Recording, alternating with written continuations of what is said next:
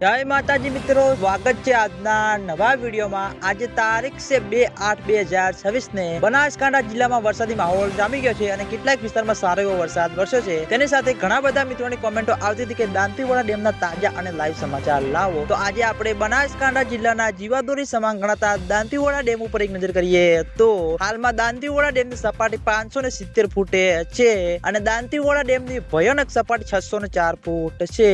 અત્યાર સુધીમાં દાંતીવાડા ડેમ 26.30% ભરાયેલો છે અને તેની સાથે ઘણા બધા મિત્રોની કોમેન્ટો આવતી હતી કે બનાસકાંઠાના જીવાદોરી સમાન ગણાતા દાંતીવાડા ડેમમાં નવા નીરનું આગમન થયું કે નહીં, ઉપરવાળી બનાસ નદીમાં પાણીની આવક ચાલુ છે અને બનાસકાંઠા જિલ્લામાં વરસાદી માહોલ જામી ગયો છે, તો શું દાંતીવાડા ડેમમાં પાણીની આવક શરૂ થઈ કે નહીં? તો મિત્રો, હજુ સુધી દાંતીવાડા ડેમમાં બિલકુલ પણ પાણીની આવક શરૂ થઈ નથી અને દાંતીવાડા ડેમમાં પાણીની આવક શરૂ થશે તો સૌથી પહેલા તમને બધાને આ ચેનલ દ્વારા વિડીયો બનાવીને જાણ કરવામાં આવશે। એટલે તમે બધા અમારી ચેનલ ઉપર નવા હોય તો વિડીયોને લાઈક કરી દેજો, કોમેન્ટ કરી દેજો અને ચેનલને સબસ્ક્રાઇબ પણ કરી દેજો। તો મિત્રો, જય માતાજી।